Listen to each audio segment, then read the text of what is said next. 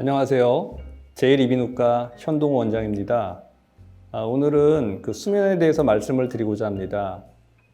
최근에 이제 삶의 질이 향상됨에 따라서 수면에 대해서 남녀노소 굉장히 관심을 많이 갖고 있는데요.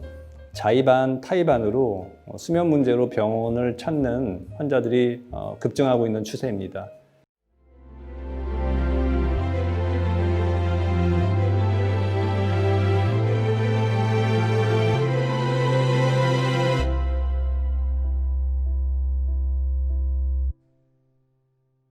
수면 다운 검사는 수면 질환을 체크하는 데 있어서 가장 중요한 스텝이라고 할 수 있겠습니다. 무호흡으로 의심이 되는 경우 진행을 하게 되는데요. 보통은 기혼자 같은 경우에는 배우자에 의해서 잘 때 숨을 쉬지 않는다 얘기를 듣고 하는 경우가 대부분일 테고요. 미혼자인 경우에는 본인이 충분히 잠을 잤음에도 불구하고 낮에 굉장히 졸리는 경우, 집중력이 감퇴되거나 신체학적으로 좀 어떤 감정이나 이런 변화가 있을 때 무호흡증이 있지는 않은가 하는 의구심에서 시행을 하게 됩니다. 환자분께서는 잘 준비를 한 상태에서 병원을 방문을 하게 됩니다. 보통 한 저녁 10시 정도에 내원을 하게 되고요. 그때쯤 방문을 하게 되면 수면 기사에 의해서 이제 검사가 이루어지게 됩니다. 기본적으로 뇌파 검사, 안구 움직임 검사, 산소 포화도 검사, 근전도 검사, 호흡 상태에 대한 평가, 이런 모든 것들을 다 종합적으로 판단을 해서 데이터를 분석해서 검사 결과를 도출해내고 있습니다. 수면다운 검사를 통해서 일단은 단순 코골인지 수면 무호흡이 있는지를 가려내게 되겠습니다. 단순 코골이라면 적극적인 체중 관리, 금연, 음주를 줄이는 생활 패턴의 개선이 반드시 필요하다고 하겠습니다.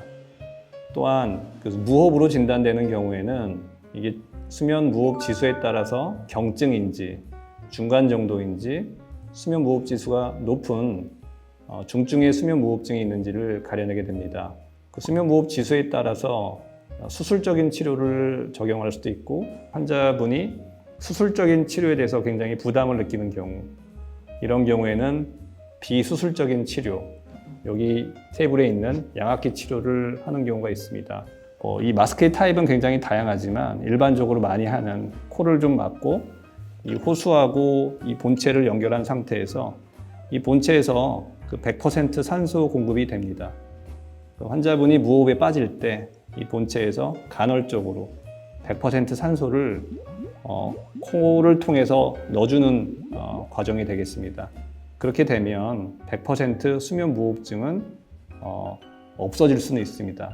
여기에 대한 큰 전제 조건은 이것을 잘 쓰는 상황이 되면 아주 훌륭한 치료법이 될 수 있는데, 경우에 따라서는 이것을 쓰고 착용한 채로 잠을 자는 게 오히려 방해가 되는 분들이 계시는데, 도저히 적응이 안 될 경우에는 수술적인 방법으로 전환을 하기도 합니다. 수면에 관해서 가장 중요한 것은 검사와 치료일 텐데요.